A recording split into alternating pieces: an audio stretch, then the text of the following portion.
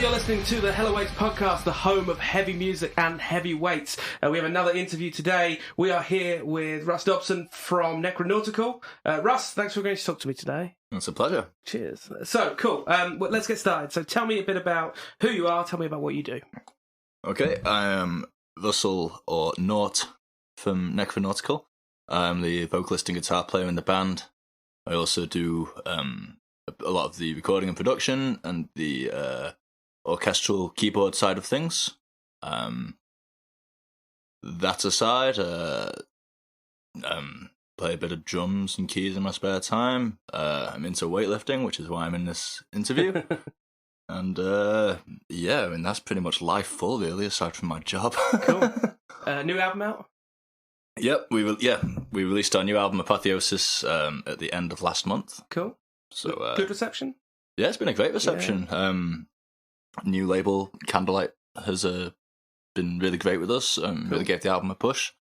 So we've had, I mean, like, yeah, for the most part, really positive reviews. I mean, of course, you always get one or two guys that don't like it, but that's their prerogative. But really good reception, and the people who are into the band really seem to like it. And most importantly, we like it and are satisfied with it. And, cool. So yeah, we're happy with it. You got some shows coming up, or? Yeah, only one or two before the end of the year. We're going to play in Manchester on the 11th of October, Friday the 11th of October, with Sojourner and Havoc Funu at Rebellion. And the 30th of November, we're going to be at Nambucca in London as a main support to Forest of Stars. Ah, cool. And next year, in March, we're heading to Lisbon in Portugal. Great. In April, we are we are supporting the Hexen. Cool. In London. That's nice. And yeah, there's a bunch of stuff I haven't announced, but we're going to do a European tour in April. Great. That's exciting. And but yeah, I can't really spill the beans on where or anything because I'm still working on it. But that's happening. So if people want to know, they can follow you on Facebook and find Necronautical on Facebook, and you'll tell them then. Yeah, absolutely. I mean, like, we're having like a quiet one towards the end of 2020, like mainly because we had a really busy year anyway. Recording the album, we toured a lot this year, and yeah, I don't know. I think I kind of prefer to keep it light, like around the winter time. To be honest, I don't know why that is, but like once I get to November, I just go like, oh, let's have a month off. I'm really envious of you getting to play Lisbon in like spring. Yeah, we're there in December. Man, like you're still gonna. It's much more temperate than home. Oh, is it? This time of year? Yeah. Yeah, I've been. Sometimes I take like little winter breaks, like, and I'll go to like Barcelona or like even Canary Islands, because it's just like a lot brighter and warmer that time of year. I mean, like, you'll think it's funny because they'll be walking around in coats. Yeah, like, yeah. And you'll be all right in your t-shirt. I went to like Madrid is the Dark a couple of years ago, and that's like December, mid-December. Yeah. In Madrid, obviously, and everyone there is wearing like 3 layers. Yeah. 3 layers on. I've got a t-shirt on. People in shops are worried for my health as I'm going in. I know exactly what you mean. It was cool. Brilliant. Okay, so I listened to the new album a few times. I really like it. I think it's very good. I wasn't quite prepared for the amount of fucking riffs that are just on that album, but yeah, really good. Really enjoyed it. Absolutely worth checking out. It's on Spotify. It's where I listen to it. Where else? Bandcamp? You on Bandcamp? Yeah, we do. You can check it out all the usual channels. Okay. It's in shops as well. Stores. If you still go to record stores, which you should do. Yep. Then you can buy it from us directly at our Bandcamp, or you can buy it from the label, Amazon, anywhere really, in streaming services, of course. So however you listen to music, all being well, you should be able to find it. Great. Let's talk about training. Okay. How long have you been training? Right. Well, I mean,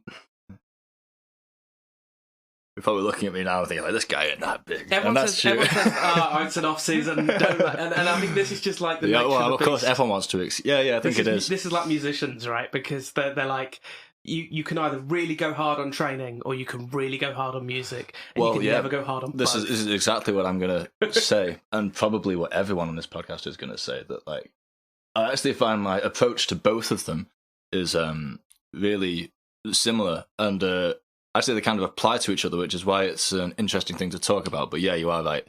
Both require like a lot of focus, especially like when you're really like into an album or really into your training.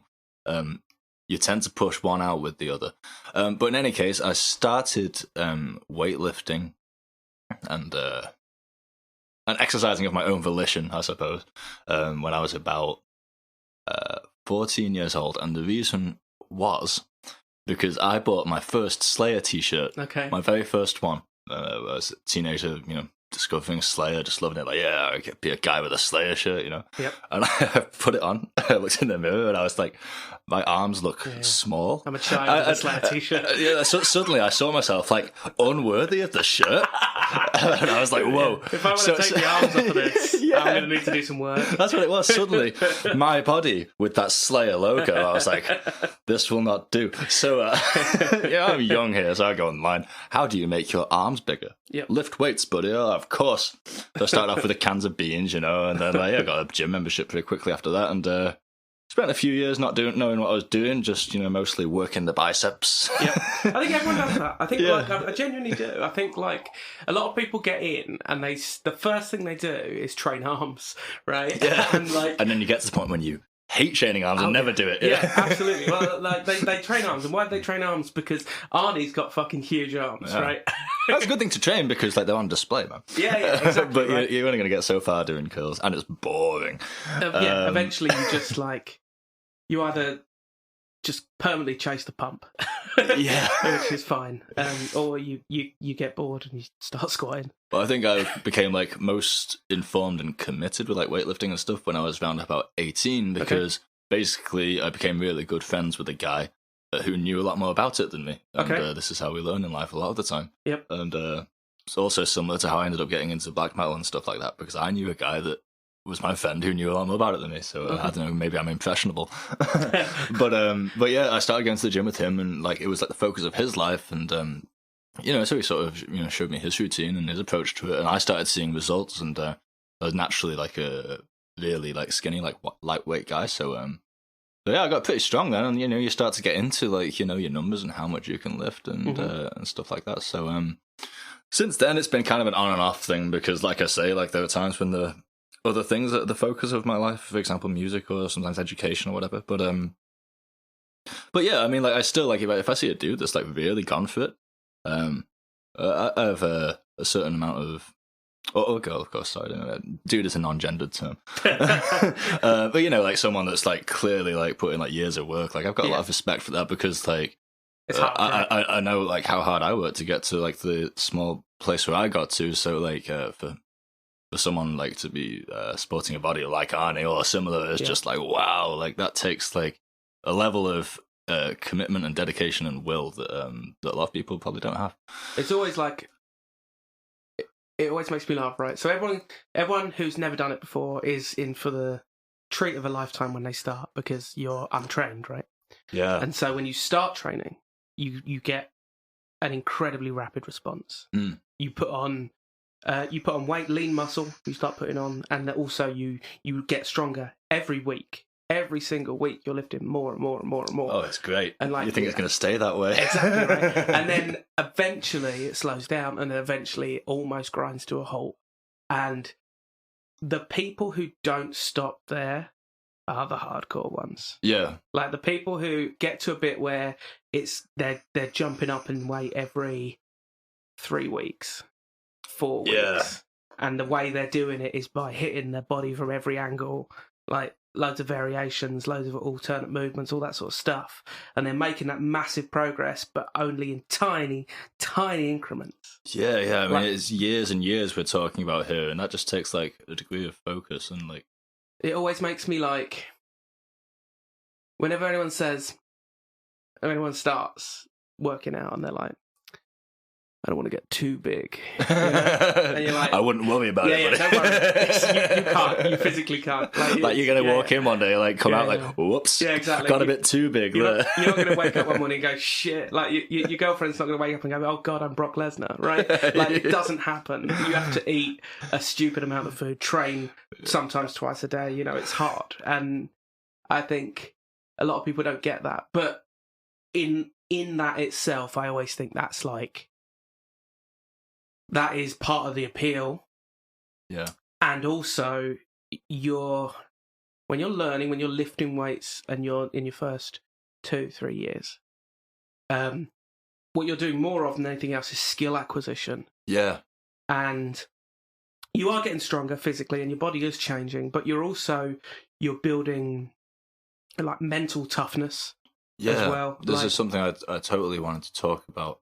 That for me, like, it's like, yeah, sure, like physical results is like part of it, but I think, as I mentioned, it takes a certain mental attitude to do it. But I actually think that's the thing that keeps me going back to it. Like I say, I can be like quite on and off with it, but I think that, you know, being in a period where you're focused on your own health and well-being, it gives you a certain mental attitude which starts to like cross over to other aspects of your life. And I find that when I am exercising regularly and eating well, then things in my life are actually just generally better. I'm in a better mood, feel better, and that actually makes me, even though I'm giving more time to something else, you know, spending hours a week in the gym, it makes me generally more productive, you know, like even though I have less time to do things.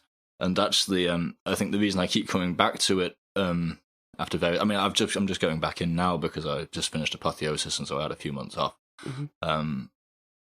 But like, yeah, I've been going back in the last 2 weeks, and my mood has improved, and I feel more energetic, creative, and inspired.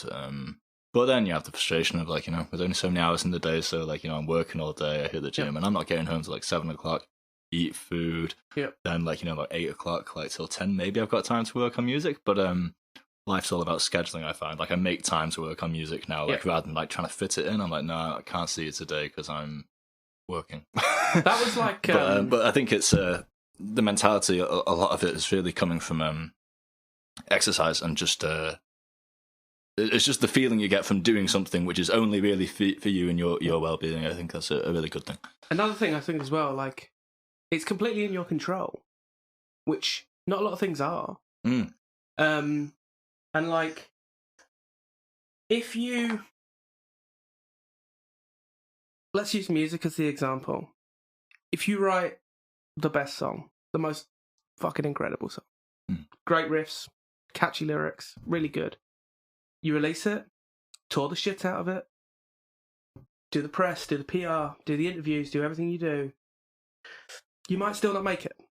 9 times out of 10, or worse odds, you won't make it. But I don't think that's the point. No, I know. But that's certainly not why we do it. If we were in it for fame, we wouldn't be playing this style. For a start. Yeah, for sure. Although you do still find the odd one. Really, like the motivation of making art should just be to make art in and of itself. You know, I always think it's really interesting. Like, I always think it's really, because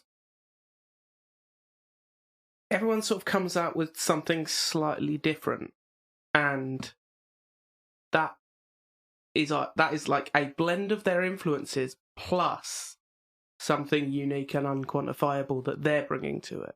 Yeah, I absolutely think that's true. That's the most fascinating thing about music, is that I don't think you could ever get so sophisticated a model that you would ever be able to tell what something sounds like before it's created.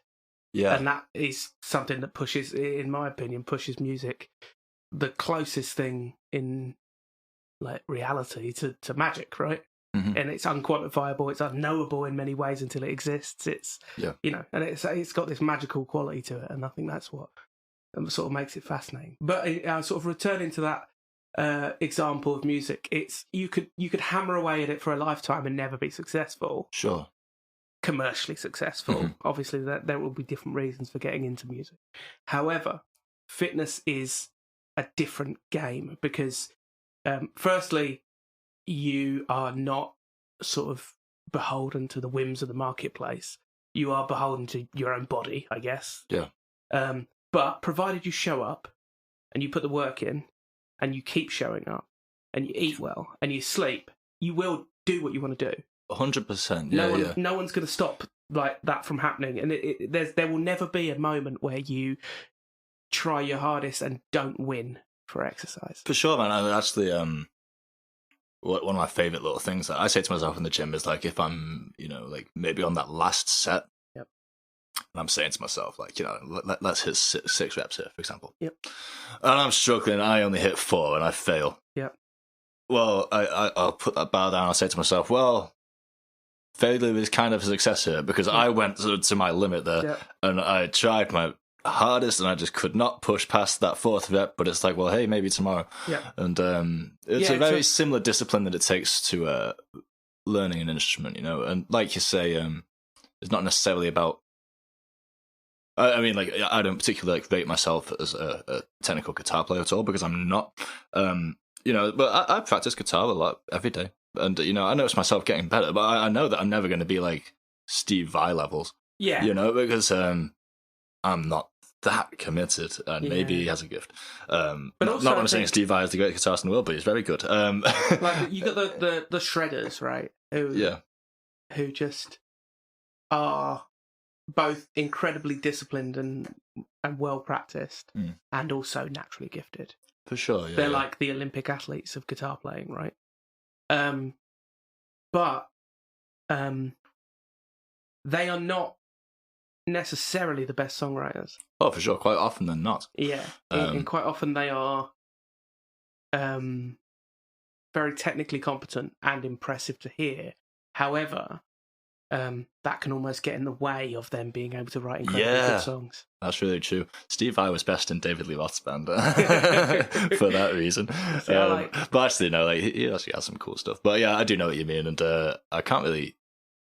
No, I was younger, I used to listen to stuff like that sometimes, but like I really find like no joy in. I'd never say like dismiss a whole genre ever, but like let's say like most like tech death or stuff like that. Yeah. I'm not saying it's all bad, of course. I'd never say that about anything, but a lot of it's like, yeah, sure, it's mad that you can do that, but it can sound really sterile and soulless because it's just a show. I'm gonna upset a large portion of our audience. That's how I feel about Meshuggah. Oh, really? Yeah. See, I really like Meshuggah. Like they are. I get that. You haven't triggered me. They're really, they're really popular, but I find them quite draining in large doses. Sure. I think Meshuggah is an experience unto itself. Yeah. You know what you're getting with them. Yeah. And certainly not something I listen to all the time. But incidentally, they are a band that I really love to listen to in the gym. Okay. Because let's talk gym music then, because that's always a fun topic. Yeah, I think that my musical taste changes when I enter the gym. Yeah, I do. And that's quite odd. I listen to stuff in the gym which I don't think I would listen to at any other time. And what I like, okay, I'm not a musician, so I like aggressive music, but I mean, I tend to be like, especially these days, like a little more inclined towards emotional music or more atmospheric metal music, like that side of black metal or doom music, or I'll listen to a lot of stuff outside of the genre now as well, and I tend to like kind of emotionally driven music. That's what I'm looking for my musical experiences, to be moved. Yeah. But in the gym, no, I go right back to teenage kind of like angst and aggression, and I just want stuff that is really heavy. And Meshuggah is a cool one because I think the polyrhythmic nature of it, like, it kind of stops me doing that thing where you follow the beat with your lips. Okay. the way it kind of pulls and drags, it's like, yeah, this is heavy and it's firing me up, but at the same time, like, the rhythm isn't banging enough to make me start trying to do curls at 120 BPM. But yeah, like stuff like Black Tongue, I like in the gym. Just like, there's like ridiculous, like Nathrak I like in the gym, and Nathrak, like stuff with like super like heavy production and like, like 808 booms and drops and gutturals and that kind of stuff. Like stuff that I just really don't listen to, but I'm just in a different frame of mind in there. And sometimes I can find I'm not even working out. I'm just like walking around the gym, just snarling with my headphones on. They're like, oh, there are other people in here. I need to. I think it's like, I really like ignorant music. Yeah.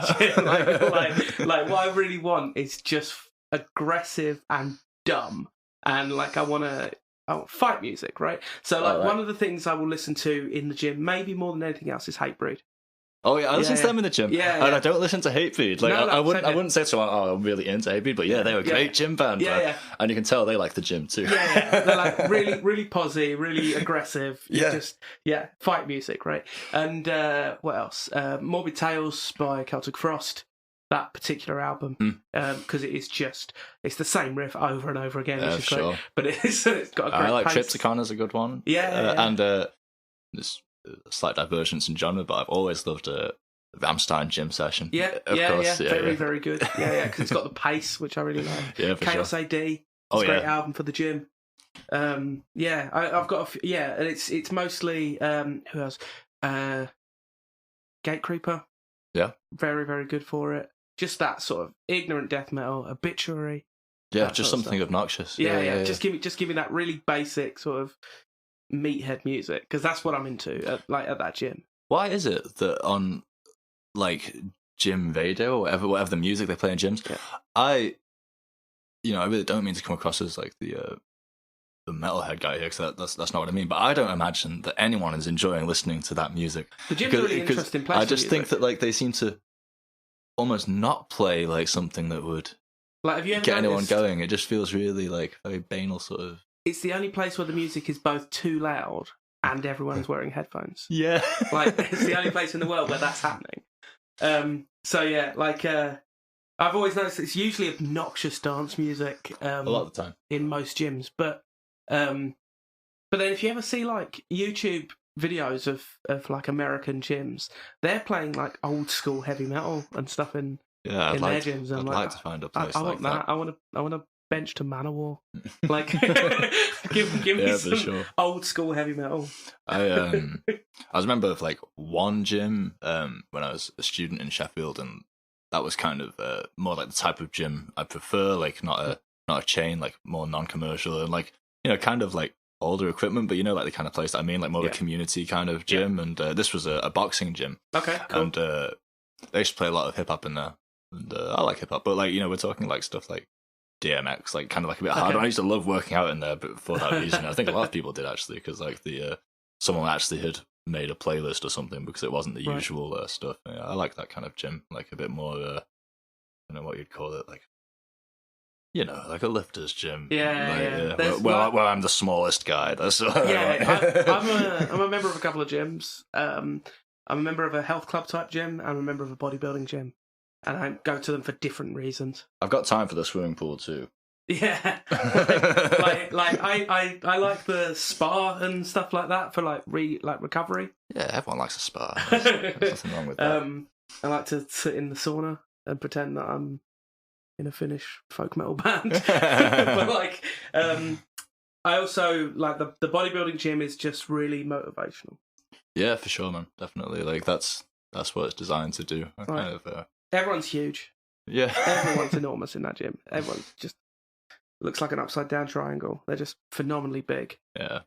But also because of that, the whole place is geared towards people who are really big. Yeah. So I actually find in those kinds of places, like, really try not to be judgmental of people, but there's a certain breed of man that attends gyms. Yeah.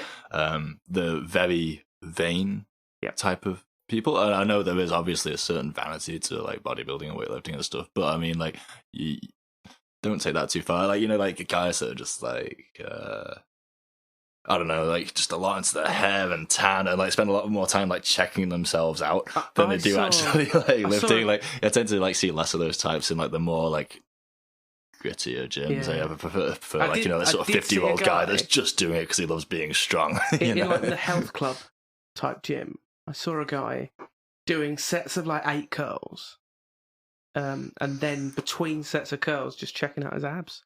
Yeah, you see them taking selfies as well. And I was like, you're not even working, you're cool, what are you doing? Just loving themselves. Well, I mean, you should, but there are limits, don't start to develop an attraction to yourself. It's so strange, like, it blows my mind every time. Because like the way I see it is that everyone's there to work, right? Which is why I've got a sort of judgmental free approach to working out, in that I don't give a shit who's there, as long as you're there to work. Yeah. That's fine. Do you know what I mean? So you're coming out of an off season because of the album, but you're getting back to it. So Yeah, for have sure. you put together a program yet, or what does your program normally look like? Okay, yeah, I've done a few kind of program-ish things in the day. I say program-ish because, like, obviously, like anyone, I've slipped on my own discipline. Like, I can be a leg day avoider, but I'm choosing to stop that now because, like, in some stuff like squats and deadlifts are like absolutely paramount to like the strength of your other muscles, and you've got to work on everything, and that's been something I've been doing more in the last sort of like 5-6 years. More of an all-round workout. So I'll tend to, not all the time, but like generally I'll structure a week around various muscle groups. So I'll have a leg day, a chest day, a back day. I tend to integrate my arms into chest and back, so I'll do either triceps or biceps with chest, and vice versa with back, and then I'll have a shoulders day and a day to do cardio and abs. So like a bodybuilding split. Yeah, basically. I'll split it up in different ways. Like sometimes I'll do like legs and deads, like just like have like a more sort of like core strength lifting day, and then like do more glamour muscles like later in the week. As I say, I'm coming back from a break, so like I'm not gonna come back in now and start doing my old routine and like having a day where like I'll just do like a shitload of bench press and that's it, because like I won't be able to move my tits the next day. so like these last 2 weeks I've literally just been like going in and like hitting a little bit of each muscle and trying to get a bit of an all over, like ease my body back into it, because it's quite easy to shock yourself, because like after like I think I've been off for like 4 months, I know I'm not going to be as strong as I was. I know that's going to be kind of frustrating, but I'm just going to ignore that frustration and just like get back into the swing of it. And then in a couple of weeks, I'll probably start doing more like it's bodybuilder splits type stuff. But a kind of program I did a few months ago, a few years ago, I got into like, rather than like hitting one muscle group in many different ways, my best friend is a wrestler, and I started training with him, and he put me on this program where like you're really focusing on like the main lifts for that muscle group. So like if you're doing a chest day, like you're just working on getting your PB up for your flat bench. If it's leg day, you're just doing squats. Back day, you're just doing deads. But like you'll focus on that for like like the duration of your workout, really. So like you will start off like trying to get up the numbers like towards your PB. Like that's the first thing you do. So like normal, like starting out something manageable, getting about 12 reps until like you're working your way up in a pyramid to getting like that 1 PP rep that you're going for. But then after you've done that, you go down to about like half of what your max weight was, and then you smash out another 50 reps on it in 5 sets of 10. And by the time you get to that fifth 10, like you are dying. But the purpose of that is like, and you note this down, like every month you do see that PB go up.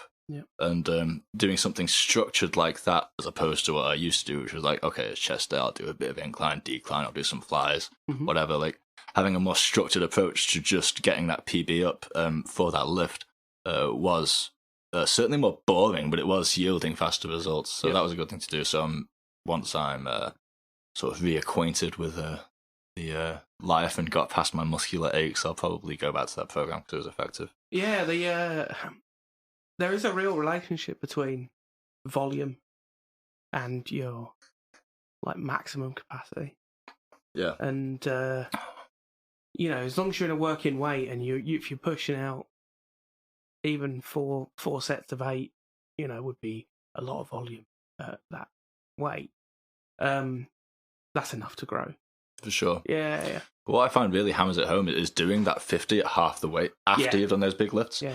It's like, if you just do the big lifts, like, like you'll get a burn, but then it's just like, you're not really like struggling so much to do that lift because it's not like heavy for you, but it's just like hammering home that work that you've done. And I think it just builds like, I don't know science of it, of course, but just like more strength in you. You are going to build real hypertrophy doing that. Like, going up to your 1 rep max is going to do.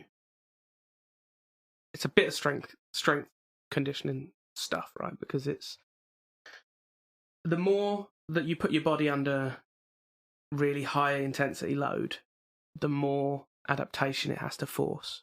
Yeah. Because it's like, okay, if I can't lift this weight, if this happens again, I need to be able to lift this weight. To do that, I need to put on additional muscle, all that sort of stuff. But also there's like a level of working through like your central nervous system. That's why when you walk in the gym, let's say your like max deadlift is 160, 170. Mm-hmm. You walk into the gym, you couldn't pick up 170, not to start with. No, not first time. You can walk in cold as you like and pick it up. Yeah. And no one can, right? That's just how it works, right? So, but what you definitely can do is walk in and pick up 40, and then you can pick up 60, and then 100, and then probably 140, and then 160. It's a little like warming up before you play a kick. It's strange, like as I've been thinking about doing this podcast, it's strange how many little parallels you'll find. Yes. Between being a musician and being a lifter. Yeah, definitely. it's like, I can't do it, but other guitar player can. Let's say like, I'm sweep picking.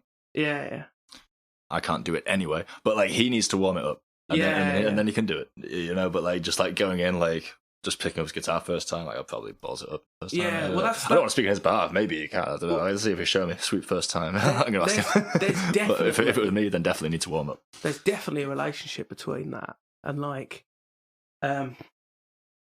we will often spend a bit of time playing stuff before we hit the stage in order to make that first song right. Yeah, you have to. Yeah. That's what really goes on backstage, folks, by the way. Yeah, that's the green room. People on their phones. It's just, like it's a backstage at any extreme metal concert, it's mostly just drummers with metronomes and little rubber pads, and you're just hearing like, I'm going to drum on this table, and I'm like... That's the and then like look unamplified guitar just going like that's the commitment I like to see. Yeah. So what are your training goals sort of long term? Are they just aesthetic? Do you want to just look better? Do you want to look better, feel better? Do you want to be stronger? Have you got any sort of long term goals in mind? My goals were more physically oriented when I was younger. I wanted to like look a certain way, and I mean, of course, it's good to be like happy with like how you look and everything. But really, the way that I measure it now is more just in terms of what it can do for me as a person. I don't think it's particularly healthy to be too fixated on your, like just the way it makes you look and like what it can do to you. Like, I think that so my goals with fitness are really to maintain and improve my own levels of fitness without any particular desire to look like person X or Y, just like be fit or be fitter, but also like to keep like I said before, like I kind of do it for emotional reasons as well. I find weightlifting very cathartic. I find being in the gym is a good space for me to kind of think through what's going on in my life. It's kind of a rare sort of hour or two, like, if you're training alone, which I do about half the time, like kind of think things through and, get a bit of time for yourself. And I find that I work a lot of stuff out in, in my mind, in the gym. And I could be having a rough day, but by the time that I'm done in there, I feel more focused and coordinated. And so really, like, as well as doing it for my physical health, I'm doing it for my mental health and just for the benefit of myself and my life. So really it's become less about like, smash that personal best, and more just an awareness of just like, this is good for you in many ways, and that's why I should do it. So really it's a lot of it's about just motivating myself to go when I don't want to now. Like trying to stop, not never having time off, but just trying to break free of the sort of like getting to a certain level and then dropping it off like for a while and going through a lazy phase where I just like eat like crap and party more and sure, have fun, but like put myself in a worse mental case. I'm more about like trying to like keep a constant sort of positivity in my life now, and I know that a great deal of my positivity and better times in life is coming from good diet, good exercise, and good mental attitude. And I think all three are interlinked. So mainly my goal right now. It's not necessarily like, I'm never going to be Mr. Universe, and I don't want to be, but just to keep it as regular as I can do, and just keep in mind like all the benefits it has to my wider life. So my main goal is just to keep doing it because I find it better than not doing it. Mm-hmm. Yeah, when I train, I eat better. Yeah, I sleep better. Life is easier, and so as alongside with doing Petrichor, I sing in an Iron Maiden tribute band. I didn't know that. That's awesome. Yeah. And like our shows are 2 hours long. Oh yeah, cool. That's a proper tribute. Although Maidens are 3 probably. Yeah, and it's. Hey, I bet you still struggle to pick a set list though. Yeah. It's really hard. But like, I remember when we started doing that about 4 years ago. I remember when the set ended. We used to do 2 sets. We used to do an hour, have a break for about 15-20 minutes, and do another hour, which is pretty standard on the tribute act. What set. Are you called? A Up Maiden. Alright, cool. Yeah. I always enjoy a tribute band name. A good local pun. Yeah, sometimes I like to just come up with it. You go on. We're doing. So we did 2 1-hour sets with a break in the middle, and I remember our first shows being nearly dead afterwards. Like I felt like I'd run a marathon. I felt half dead. I felt terrible. I had a pounding headache. They do run a marathon in Iron Maiden as well. It really was. Like, they actually go like Bruce Dickinson is running like the whole time, trying to keep it as faithful as possible. Yeah. Like, so obviously, Iron Maiden sound like those vocals aren't easy. There's a lot of air you need to use. For sure, man. But then the show itself is also very physical. Over time, we wanted to be more authentic. And so we decided to just run through the straight 2 hours and do it as Iron Maiden would do it, right? Mm-hmm. Because of the work I've put in at the gym, I am now the only member of the band who, after 2 hours, is not dead. Yeah. When I'm training, I give a better performance on stage too. That is like absolutely true. When I'm touring, I can. I'm an ex-smoker. Okay. But like, on my e-cigarette, like a cool cat these days. But like when I'm touring, like the boredom of being sat in a vehicle or like being sat in a venue, like it's really easy for me to start smoking again when I'm on the road, or like just drink a lot because there's beer there, and stuff like that. And it's unfortunate, really. It's dead easy to slip into like poor health when you're on tour. It's just so easily done. Anyone that does it would know. Yeah. But that makes my performance work. But like, last few years again, like my bandmates were just like, you just party on tour, man. But like, if there are times when I'm like more conscious how much water I'm drinking through the day, like, or eating a better diet, I will give a better gig, be less tired throughout, because as any metal musician, or probably any musician knows, like, playing a show is physical work. Yep. And being fitter is gonna make you better. You'll have a better voice, give a better performance, and if you're better hydrated, your voice is gonna be better. You'll sleep better, hopefully, the night before if you're in relatively decent shape. Provided you keep your energy output and exertion relatively high. I mean, it seems obvious because it is the scientific medical advice, but it's so easy to forget to drink the necessary amount of water in a day, or just take basic care of yourself. And I forget all the time. I'm not preaching, but like it is just really true. Like, no matter what you're doing, if it's music, weightlifting, or even just like whatever you do for a job, you're gonna be doing what you do better if you keep an awareness that you are just an organism, and you need these things to be a good organism. I always think like it's also not easy because the world isn't particularly well set up. Certainly, I don't know about other countries, but certainly not the West. Like, if you look at what food is available when you're on tour that you haven't made yourself, and let's assume you're not popular enough yet to have catering, right? Yeah, so it's a rare treat. And so, like, you may have to go out and find food yourself. Mm-hmm. Most of your options are really terrible. Yeah, like health-wise. Yeah, they're delicious. But, for sure, yeah. But they're terrible for your health, and they're because, like, we built like an industry of food around leisure, right? So one-off treats and good things for you to have every so often, and it was never really intended for you to go out and have that every night. And some people do, but it's never intended for you to go out and eat a pizza, a kebab, a burger every single night of your life, and then get a big bottle of pop and all that sort of stuff. And therefore, your choices throughout the day when you actually do have to go out and find that food and you're not near a kitchen, the easy ones tend to be really bad for you. Oh, for sure, man. And it just is hard. You're not going to be able to get off stage very often, and at midnight be able to find a place to grab yourself like a salmon and seed salad. Yeah, exactly. But there are still things you can do, man. I mean, like fresh grilled chicken kebabs are quite easy to come by late at night, and they're not so bad for you. Just go easy on the sauce, which they never do, and I never do because I love sauce.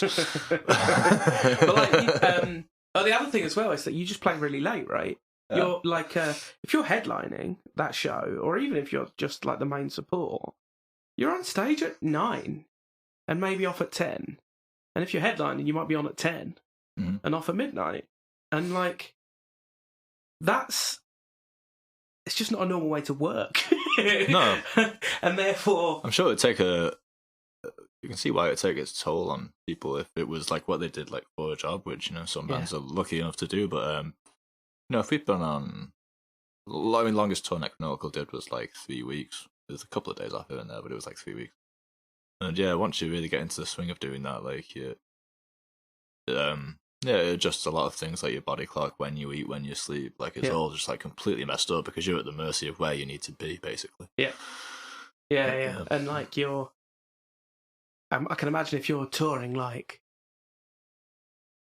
I'm trying to think of a band that would be touring that is not enormous but isn't small, so that'd be a long tour. Deicide, let's say Deicide. Sure. Right, you're not enormous, you're not Iron Maiden, you're not Saxons, you don't really have people to do things for you just yet. But you're permanently shifting time zones. And as well as that, shifting a lot of heavy equipment, and then getting on stage and playing damn fast and screaming your voice out when you might not necessarily want to. Doing your thing. And I'm not saying you fundamentally don't want to, but you might just not. Before you step on stage, you just might not be feeling like you're in the best condition to do it. But strangely, as soon as you actually start playing, that all just goes away. I think most people find that. But like the last gig I played, I was horribly ill. Actually, thinking about it. I didn't know at the time because my symptoms hadn't shown yet, but I was coming down with a virus at Birmingham, which we just headlined about a month ago. I was so sick. I just didn't really want to play at all. I thought there's no point in me putting my corpse paint on today because I look corpsey enough. People just thought I was overselling my hangover as well, which was frustrating. I was like trying to convince people that like I was like actually ill. They were like, "Oh, come on, Russ, exactly. what have you done to yourself?" This, oh no, like for serious, I don't feel it. They're like, whatever. And then like this virus manifested in a bunch of like sores all over my hands and feet. I was like, I told you. But I felt like so bad. But then as soon as like our intro tape like ran and got on stage, I was just like, no, loving it, absolutely loving it. And then like as soon as it was like 5 minutes off stage, I was like, God, I feel sick again. Like the massive shot of adrenaline just carries you through the show. Yeah, it really did. I didn't think I'd be able to do it. I'm not the type to like, well, touch wood, like actually like be at a gig, but like, no, I can't play. I mean, like obviously something could happen which would mean that you couldn't, but in that instance I wasn't going to do that. But like it did cross my mind. I felt pretty bad. But yeah, it was great on stage. It was a really good gig. So whatever. So talking about music for a bit then. What are your musical goals long term? Similar to what I said about bodybuilding, I don't think it's necessarily healthy to be like, I want to play Hellfest. I want to play these huge festivals. I mean, like, don't get me wrong. of course I We'll want do to that. do that. Yeah. Like anyone didn't get into this game with visions of them standing on a huge stage or on top of an epic mountain, busting out some sort of amazing guitar solo with loads of reverb and the wind blowing through your hair, and you know, like yeah, you know what I'm talking about. But but like, of course, like it'd be cool if you get to like play some cool events and stuff, and like we do work on that. But it's not going to break my heart if that never happens. So my main musical ambition has always been and must continue to be to make music that I think I would like, because music in itself has been such a positive force in my life. Like metal music has gotten me through so many like difficult times, and like songs become significant to me in different ways. It's just so important to me that like, you know, my motivator is, you know, like I just want to make something that I put a lot of myself into, that I feel something about, because I just think that that's where the connection really lies. I think if the artist feels, you know, puts a lot of themselves into their work, then that's the only way to kind of you know, have the potential to reach somebody in the way that the different kinds of music have reached me. So my main sort of trip with songwriting, and yeah, for all of us in Necronautical certainly, and other musicians I know on the scene and that I respect, like say the same thing as well. It's just about like making something that you're satisfied with, that you feel in some way is like a part of you. You know, just trying to kind of express something within you that I don't think can be expressed any other way, like, you know, verbally or through, you know, your appearance or anything like that. I think what's special to me about music is it just has that certain, like, there's something that kind of transcends,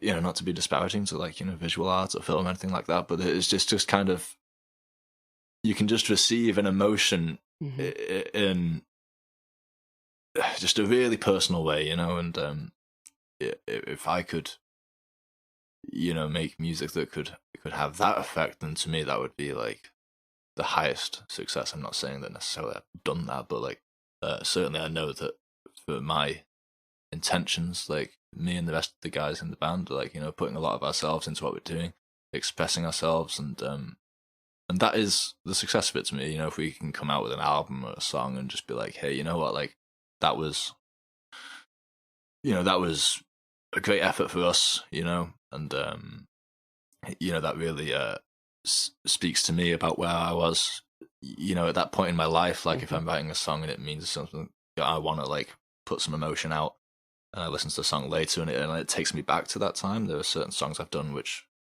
I feel that way about, and I feel like, yeah, that was a successful song. It's not trying to you know, sound like X or Y. Not that I'm saying it's a bad thing if it does happen to sound a bit like someone, because of course that happens with other influences. But like, if you feel like, yeah, I really put it across with that one, and you know, our ambition in Necronautical is really just to do that with like every piece of music that we're doing. Is just like we're trying to say something here. A lot of our albums like have like a vague kind of narrative as well. So with every song, there's a certain type of like idea or feeling, or even just a vibe that you want to express through that tune. And you know, the song is only done when we feel like the vibe's expressed. Nothing else like really matters. It's not about like how many blast beats or solos or like, you know, it's about the whole, not the sum of its parts, you know what I mean? Okay. So it can take a while to get there, but yeah, musical goals is basically just like satisfy that creative itch first and foremost, and to have fun doing it. And I think, or I say to myself, like, if I felt, I'd try and avoid like making music like for the sake of it. Like if, you know, there are times obviously when I feel like, oh, I'm not feeling very inspired, but like, you know, maybe I should be working on music because, you know, I'm in a band and, you know, we've got to do an album in a few years. It's just like, no, if you're not feeling it, don't do it, because you always find that you will, you know, if you just have patience, like it'll come to you. You know, you'll know the time when you've got something you want to say or express, and those are the times you're going to write the best songs. So just tell myself not to force it. And if ever do find myself in a place where I'm not like really feeling like Necronautical anymore, or whatever project I'm doing, then maybe it's the time to stop doing that project, you know, because I think it shows when a band is going through the motions. And I mean that as a fan of music as well. You know, it's just sometimes that shows and bands can go on too long and start to, you know, it doesn't matter if you change styles or whatever, but like in fact more the point is that you can find like a band like trying to do, you know, like they're trying to like, relive what was their most successful moment and stuff, and that often comes across you often find that like a band pretty poor. What it was that made them special around that time is who they were at that time and the environment they were in at that time. And because they're no longer that person in that environment, they can never recapture it. For sure. It's not something that's really easy to quantify. It's not something to go, we have to write more songs in D because we wrote our songs in D back then. You know, it doesn't work like that. I'm a huge fan of Opeth, a huge fan. I have been for a very long time. And, you know, the stylistic change, everyone has an opinion. I like their new albums. I heard their new album yesterday. I thought it was, like, really good. But, like, if that was their only output, like, no, I wouldn't love that band. Not to say that they're great at what they're doing.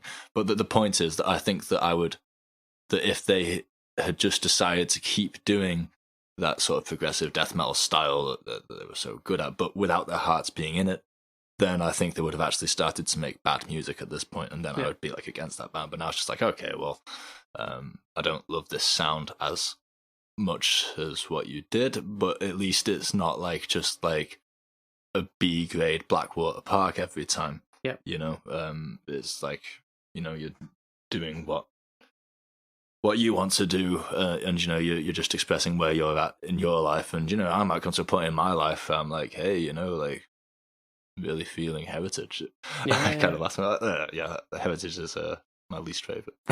But like, you know, it could happen, you know. I'm saying, weirdly enough, I think I like new Opeth more than I like old Opeth. Yeah, fair enough, man. Fair enough. I do really like old Opeth, but like I also grew up a really big fan of prog rock. Me too. And like when they sort of start going in that direction, I find it really exciting. Yeah, for sure. I just think the new album's really good. Have you heard it? Yes. I think it's by far their best in this style since Heritage. I think they're just getting better and better at it.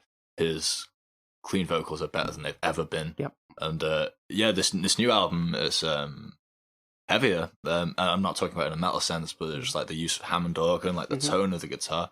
The lead single of Sorceress actually was a great example of this as well. It just had like a kind of hard rock chunk, like meat and potatoes sound that it started to give me like that Opeth feeling again. He's also so the last two albums I think are really cool. He's got a slightly different singing voice in Swedish. Yeah. So the new album's got a Swedish and an English version.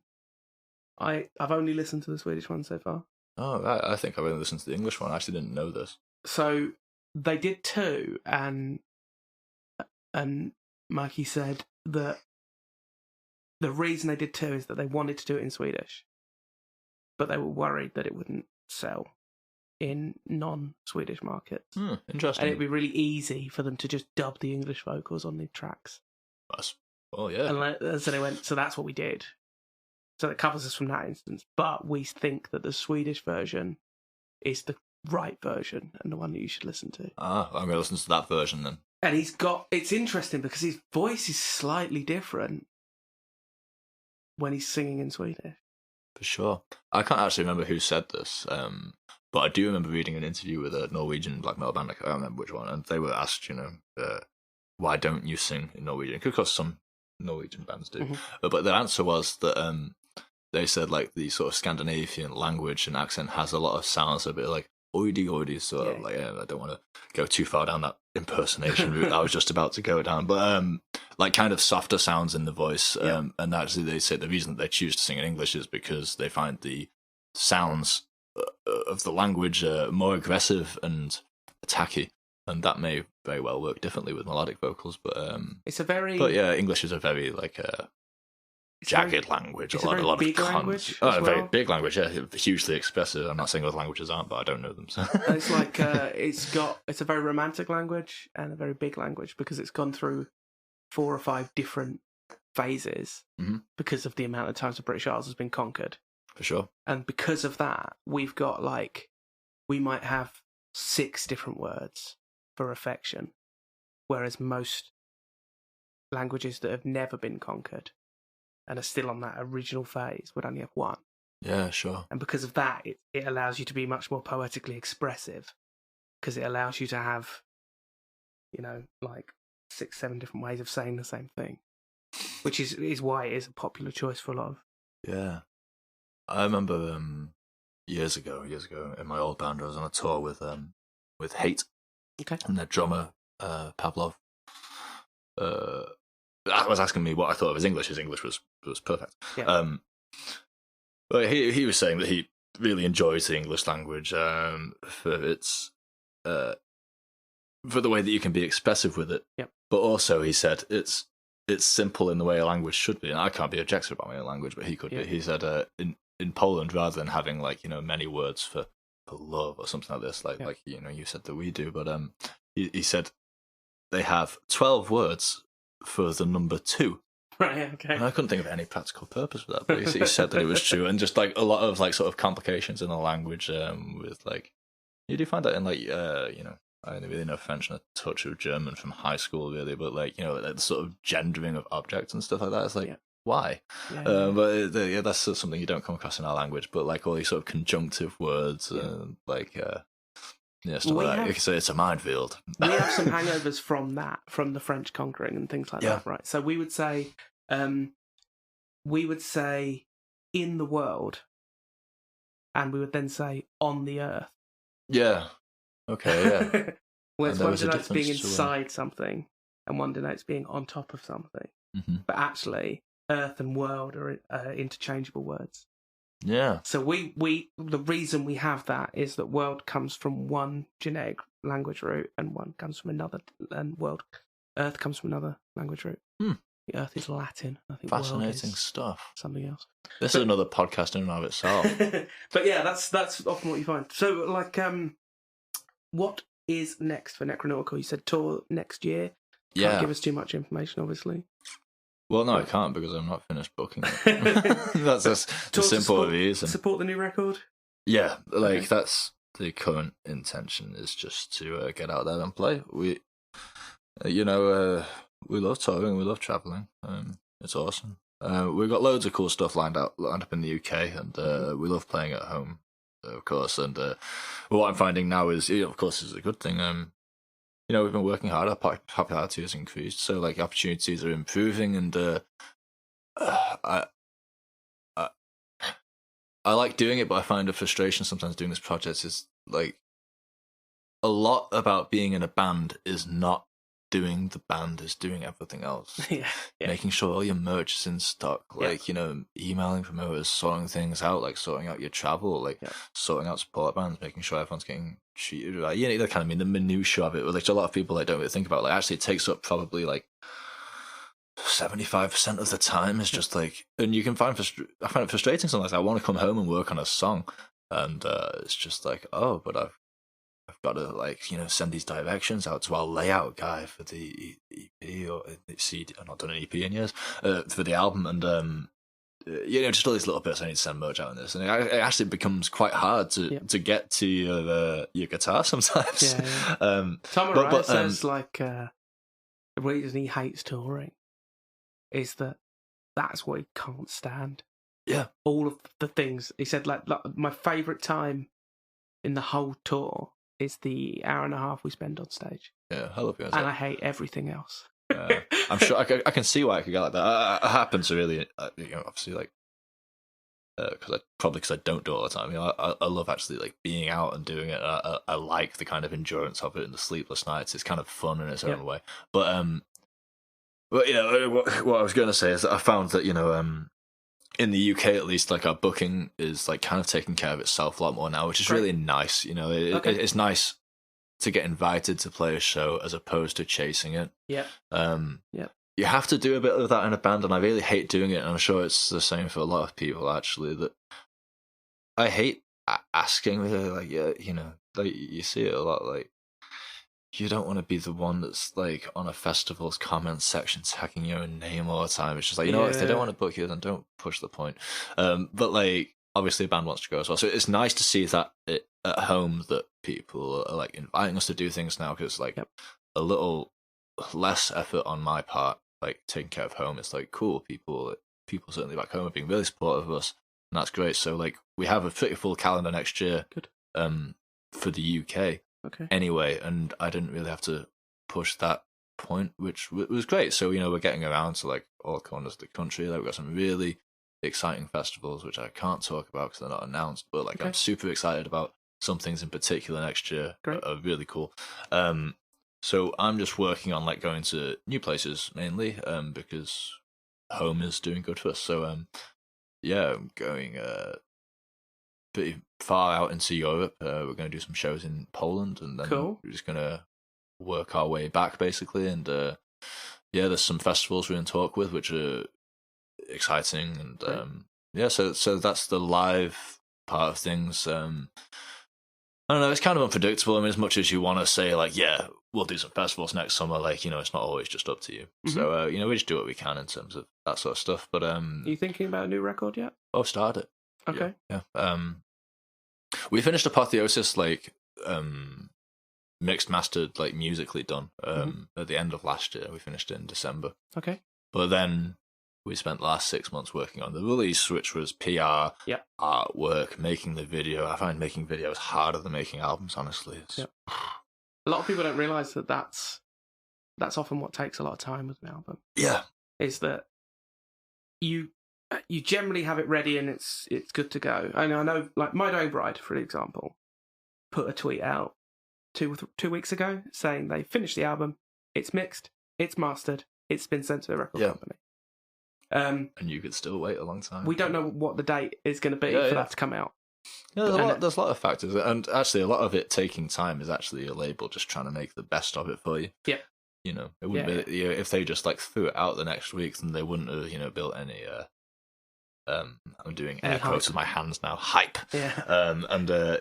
And you don't want to be clashing with a lot of other bands' releases and stuff like that. And you just want to get it right, and it's worth taking the time with your artwork and your video and stuff like that, because I've done it before. You don't want to be putting out a subpar like video because you threw it together in a day, because you know what, that's going to be on the internet for the rest of your life probably. So I think we're really attentive to the details these days and everything, and that's what's been really cool about Apotheosis, because I think for the first time, like, every part of the release, like down to like the background behind the lyric sheet and the booklet, like we thought about it and we worked on it and commissioned it and stuff. So like every detail is like to a liking. We work with some great people, and that's why we're so proud of it, because we're proud of, like, it's the first time I've done where there's no bit where it's just like, I kind of wish that that kick drum was different, or I wish that I wish that the video edit didn't come out like this.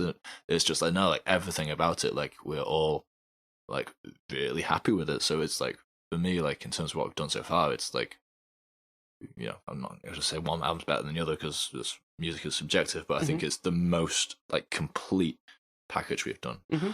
But yeah, anyways, I digress. But like, we've like creatively, like I finished Apotheosis ages ago. Okay. Because like it was written before it was recorded, so people were like, "Oh, you're working on album 4 now?" It's like, well, I haven't really, I was done with those songs like over a year ago in terms of creativity. So I have like all my creative output from the past year is like already coming together. So we've got like 5 new tracks now. But they're in the demoing stages. But we're getting to the point already where we're going to start like flashing things out in the room. So like I say, like we don't force it, but like at the same time, I try and keep the creative process like constant.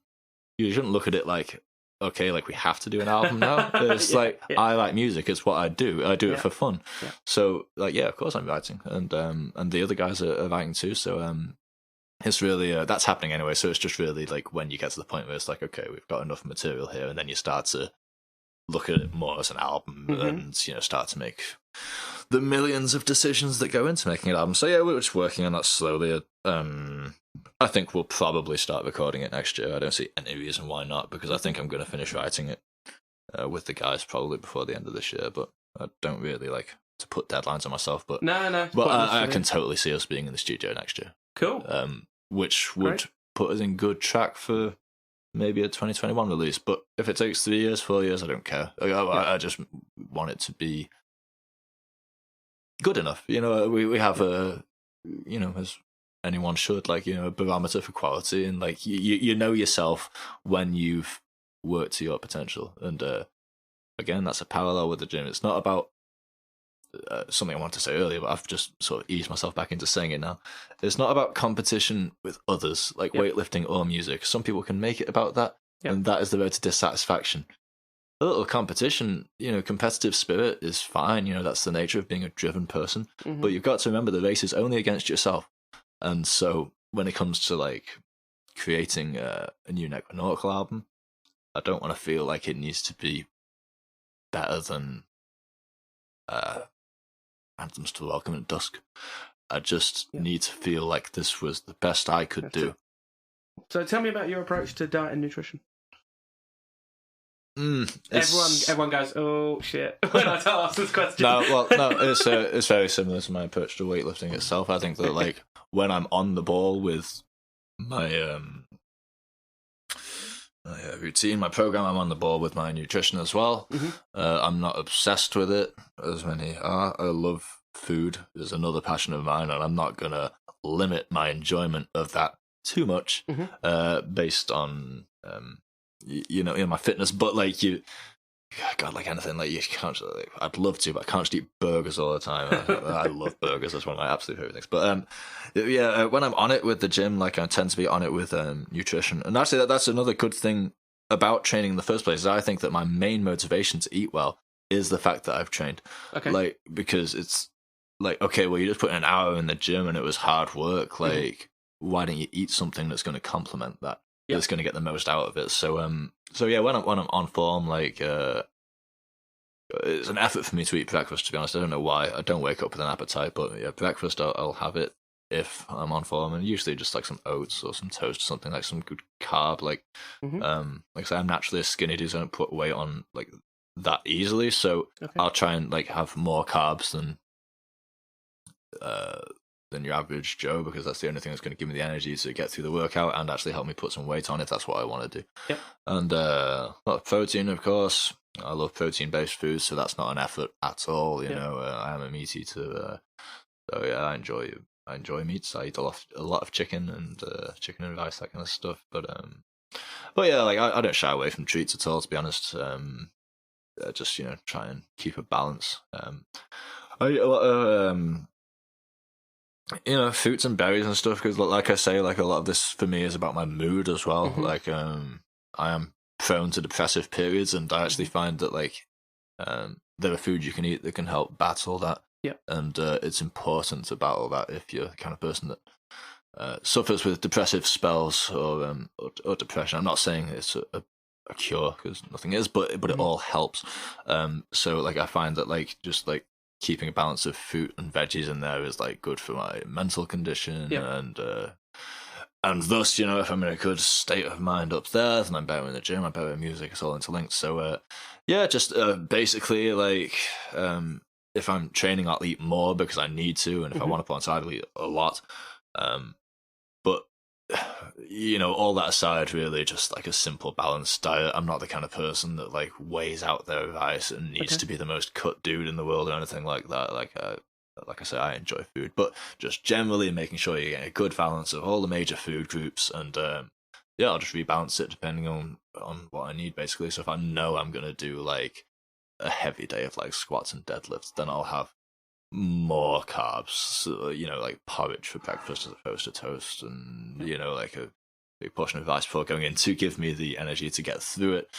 And yeah, probably I'd, you know, subliminally think to myself like, you gotta have a good bit of protein after that workout, so I might have like, you know, like a good half chicken and rice or something like that. And I don't go like that big on supplements. I do use protein shakes though, and I did use creatine in the past, but I have a real issue with commitment, and I just seem to like forget to have something that you're meant to have every day. I'm very much the same with medications, and I don't know why that is, but that is the hard thing about creatine, is that you will constantly forget to take it. I'm just not very good at like, I don't know, It's 'cause your let's body- say I need to take antibiotics or something, I will forget to do Your it. body doesn't store it, so Yeah, you it's have just to one of keep those topping things. it up. Yeah. But yeah, so I tend not to bother really, and I don't.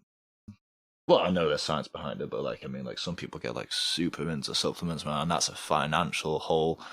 Yeah, it can be. Probably, nearly as bad as guitars. And you do wonder how much of it is really the placebo effect, and if you're just being sold a product like based on your interest. But like, yeah, like I look at supplements as like another form of food you can go for, so like protein shakes is a good way to get extra proteins in, and if you get a good one, like all those little things I don't really understand that they say you need, like your amino acids or whatever, like it's okay if you say it's good. There's supposed to be like 4 supplements that are actually worth it. Yeah, I'm sure there's a lot which are just like literally which nothing. Is like whey protein, creatine,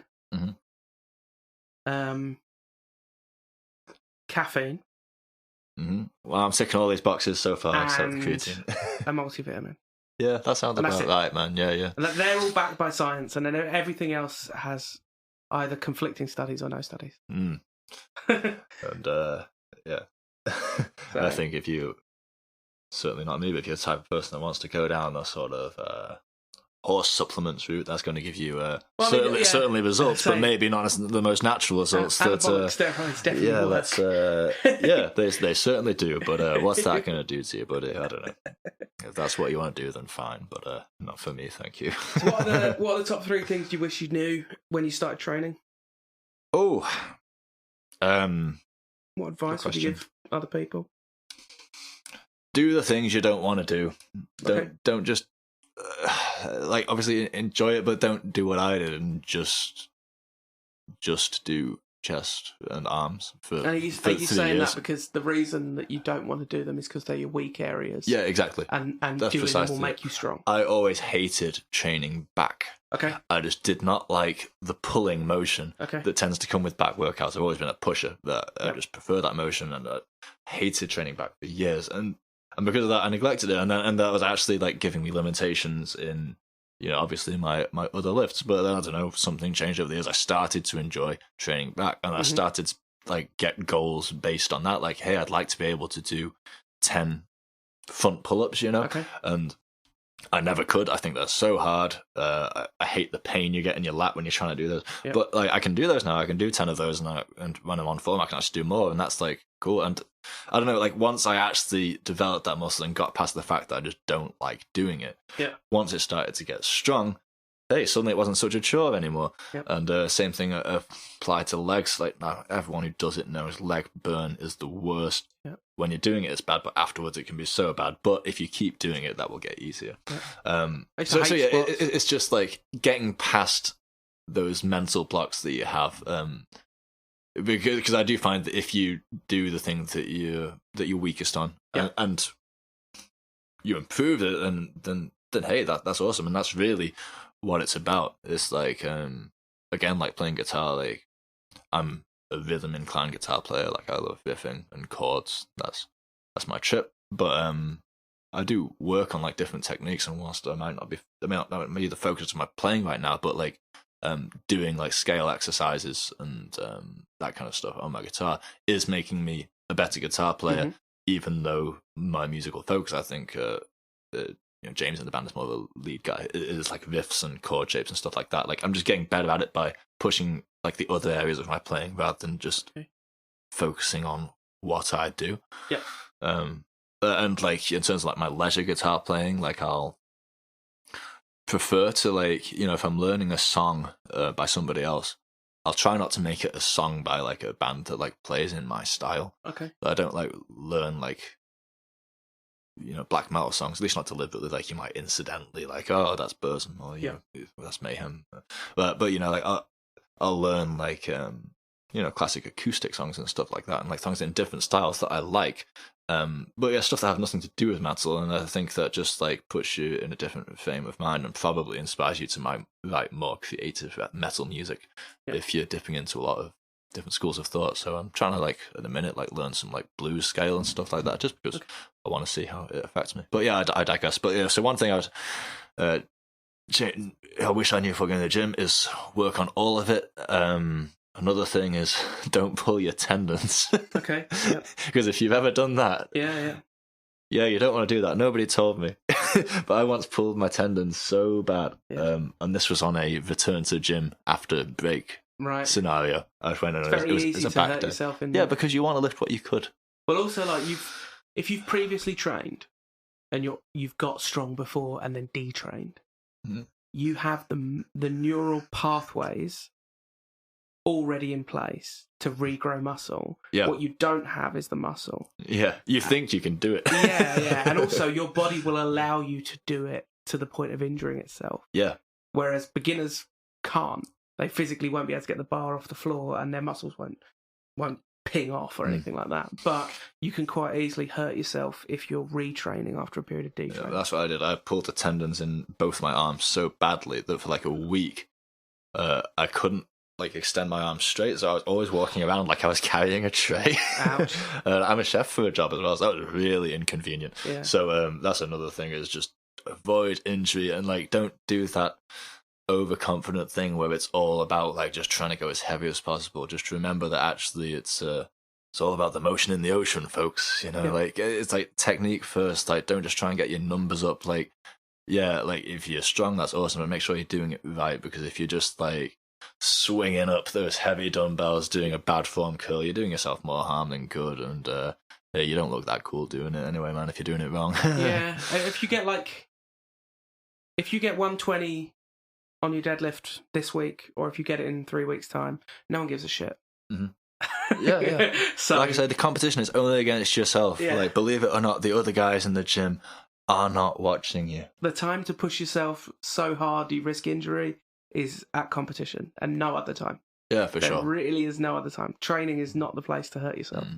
And I personally don't have competition desires, but I know guys that do competitions, strength competitions and bodybuilding competitions, and that's awesome. But they're like more the people that like have like this is my primary focus. And, for me, I think music is my primary focus, and gym a happy secondary. But yeah, those are a couple of things I wish I had known, but like all things, you only learn those things by going through your mistakes. It's definitely important to make mistakes in life, because you learn. What are the top 3 things you wish you knew before you formed a band? That's the funny thing, because like I could say which band, because like any band before you go to music.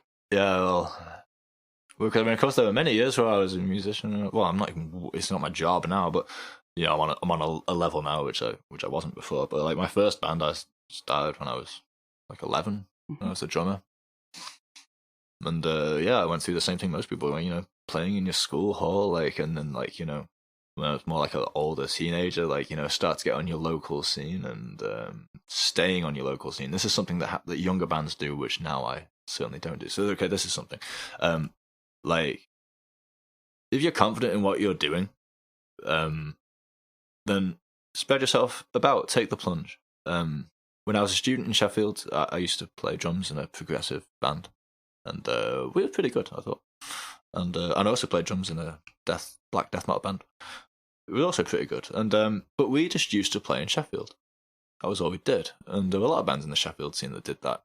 I don't know if they still do, but like they had the venue West Street Live, and bands would play there like every month, and that's just what people did. And of course, you're not going to get anywhere doing that. I don't know why anyone expected that you would, but that was just like you sort of stayed in your scene, and you didn't really try to get a gig in Manchester and stuff like that. But I mean, I'm 31 now, so I mean, like things were a little less internety back then. Like I didn't have like a repertoire of promoters on my Facebook page like I do now, so things were a little easier in some ways. So I was doing that now. But yeah, like just if you're confident in what you're doing, spread yourself about. Don't just like play in one town 12 times a year, because that's not gonna. If anything, like people just might start coming less. Necronautical is we live all over really, but we say we're Manchester based. That's where we rehearse, and that's kind of like our hub. But yeah, we only play Manchester like twice a year max. Really. It's not like a rule, but like like really like London once or twice in a year, and like just try and get about, because that's growth, and also makes more of a sense of occasion when you do play. Live shows are a promotion, right? Yeah. So you are promoting what your band and what you sound like, and often I find that people don't generally go looking for brand new music they're going to love. Some people do. Some people are like, hey, I'm really into. I know what I like, and I'm really into this thing, and I'm going to go looking for that thing. But the way that a lot of people get new music is that it is pushed on them. It's in a place that they're in at the time, right? Mm-hmm. And so if they're going out to see one of the other bands on that bill and they've never heard of you and you impress them, you just got a new fan in that town. And that's one of the easier ways to get it. Mm-hmm.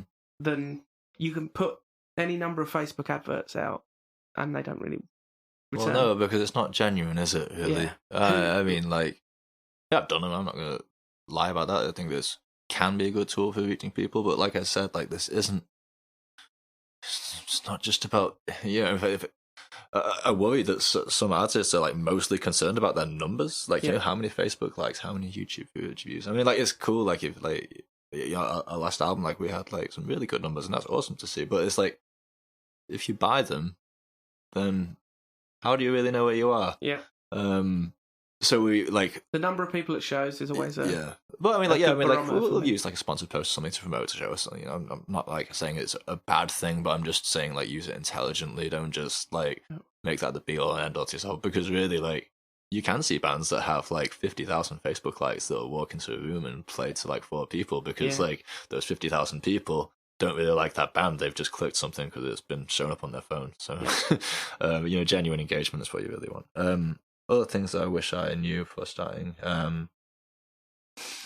Just do what you want to do and, like, follow, like, what you really want to do. I know that sounds, like, so obvious, but, like, it can be quite easy just, like, get involved with something for the sake of it, or even, like, make music you don't want to make, like, because, I don't know, some other dude in your band, like, wants you to, or is the driven one. Like, just be happy with what you're doing, because, like, it can be quite easy to be caught up in a project that you're not really feeling. Just be honest with yourself and make sure you're doing something you really care about, because it will yield better results for you. I mean, as I alluded to before, I actually used to play drums, and that was, like, my main instrument. So I love drums. I don't really play much anymore, but, like, in my early 20s, I decided to make a transition to writing songs and being a vocalist and playing guitar. And when I started Necronautical, I didn't start Necronautical, actually. That's a damn lie. It was actually started by Matt and James, but I came in at the ground up. It wasn't a full lineup then, so they invited me originally to play drums for them, but I was really... My head at that time, I just got my first guitar and my studio rig, and I was really crap, but I really wanted to write songs, because that's just what I felt. I was always playing drums in band, and I love playing drums, but, like, wanting to contribute ideas and being like, hey, like, how about we have this part like this? And I found that, you know, a lot of guitar players don't really like that. And I was just kind of like, well, hey, you know, that's fair enough, because you are the guitar player. And I was thinking, well, hey, maybe I should be the guitar player and vocalist if I've got these kinds of ideas. And actually, being a drummer, like, totally helped me in terms of writing songs in the first place, understanding music theory, becoming a producer, and playing in different roles in bands in the past has helped me be a good band leader now, I think, because I kind of have a fairly good idea of what it's like to be the drummer, or what it's like to be a guitar player, or whatever. You see that a lot with lots of bands, like the vocalist for Cataclysm, for example. He's actually a pretty good guitarist. Yeah, for sure, man. Yeah, James Hetfield's a pretty good drummer. Yeah. And the reason that they are is because they had to demo the track somehow, and so they've had to learn. So yeah, I think my main point is just find what you want to do and do it. Don't try and keep that as your highest ideal. I mean, like, if anyone is a black metal obsessive like me, they might have watched that one-man metal documentary on YouTube, you know, with Zastor and Leviathan and those guys. And I remember Jeff from Leviathan saying, like, he used to play in bands that he wished were heavier. That he wished were darker, and he just couldn't find the guys to do it. So he just went on a limb, got his own little home studio and made Leviathan, which sure is just him. But he did something special because he did something that was true to himself, that he, in heart of hearts, really wanted to do. You know, don't just go through the motions. Like, do what you actually want to do. And I've been most successful in my musical project as soon as I started doing that, because, like, Necronautical between me and my friends was a vision we had, like an ideal for a band, and we talked about it for a long time before we even really started doing it. It's just like, hey, if we had a band, it would be like this. And it's really cool now that we're, like, actually, like, actualizing those ideas that we had when we were quite a bit younger, and it's like, oh wow, it's actually going now. But, like, because this is what we wanted really do it. And whether you like our style or not, like, it's not the thing. I think at least people come into contact with the band, like in the live scenario or whatever, or like when we talk about it, they can say like, hey, like these guys, you know, like they have a passion for what they're doing and they mean it. And I think that comes over not just with us, but with any band that like has, you know, more behind it than just like, hey, like, you know, I want to play guitar and drink beer. It's like, to me, I feel like I can spot it anyway. You know, the more. So yeah, definitely do what you want to do. And other things I wish I knew is that like you might need a whole bunch of skills that like have nothing to do with playing music. Like, how useful would it be to also be a graphic designer? Yep. So if on the off chance you listening to this at home are like, you know, I don't know, some 16-year-old guy, like, you know, developing your chops on the guitar and you want to be in a band, I'm saying, get into your graphic design, mate, because that's going to save you hundreds of pounds down the future. Or be a web designer or something. Like, there are things that you could do for your work later in life that could benefit you in like your actual musical life. Because there are so many things, like I said before, that just like aren't music that you're going to need to do if you want to, you know, make a good go of your band and you know, play shows and, you know, release albums and stuff. Like, you got to be a good people person, good networker, and, you know, just all these little things. Just think about the big picture, and just understand the realities. I mean, the way that I look at it is like similar to anything I want to do in life. Training again, you know, if I visualize like where I want to be in the end, and, you know, imagine all the facets of that end results, and I can work backwards from that point to where I am now and just really realize the things that I need to accomplish personally in order to achieve that ultimate vision. And a lot of it's just like, really little jobs, but all becomes the final product in the end. Cool. If you knew that you'd never hit another PR in the gym, would you still show up? Yeah. Why? Because I probably never will. You know, I mentioned that I was like quite not big, but like big for me. Like, I know that was definitely like at my strongest when I was like 22, and then again I hit those PRs again last year. I really focused on the gym last year and got into good shape, but like I'm far from it now. Like, you know, good sort of 20-30 kgs last check away from my previous PRs, but I think I probably, like, if I stick to it this time, like, will beat them. But it's awesome when you smash a PR. That's a great feeling. Yep. Yeah, of course it is. Like, you said you were going to do something and you did it. That's awesome. But yeah, I don't think it's necessarily like, because like once you hit that, what's next? You need to go further, right? So you need to be aware, just like when you're playing music, that no matter where you get to, that you're not done. And when you realize that, it's not actually about that PR, or it's not about 10,000 Facebook likes. It's actually about the process. It should be about you enjoying the process in the first place. You enjoying being in there and doing your workouts and enjoying the benefits that can have for your life. And what I'm saying is, it's not the prize; it's the ride for me. So I mean, like, inevitably, like, you know, let's say I work out for all my life. Eventually, I'll get told to do it. People like Arnie are probably, you know, definitely facing up to this right now. Yeah, you know, that like he was probably long ago. Like, you know, he's at 45, isn't going to be able to accomplish what he did physically probably when he was 25. But he's still doing it. He's 70 now. Wow. Okay. Yeah, he's nowhere near his PR. I mean, you'll have watched his film from the 80s. Pumping Iron? Yeah, which is an amazing film and really funny. It's the one everyone gets into. Yeah, of course. He talks about that kind of thing then, that really it's... And he talks about it now in reflection, that like the mentality it took for him to be a bodybuilder has helped him in all aspects of his life, because let's face facts, he's not just a bodybuilder. Yep. And I'm sure it's probably similar for someone like The Rock. Yeah. A hugely successful man, obviously, in his own right. But I imagine that like a lot of it is just applying the mentality that those guys needed to get their bodies to those conditions to other aspects of their life. So they've got tremendous discipline. Exactly, yeah. So it's not necessarily about the result. For me, it's just about doing that. But yeah, sure. Like if I can smash my PRs, like that's good. And you know, I'm not like old yet, so I would like to get stronger and raise those numbers, sure, like that would be great. But the main thing is just that, like, this is good for me, so that's why I do it. Mm-hmm. I ask that question a lot because it gets people to tell me about whether they love the journey. Yeah, sure. As much as they love the goal, and almost everybody loves the journey, and that's why they do it. I think it would be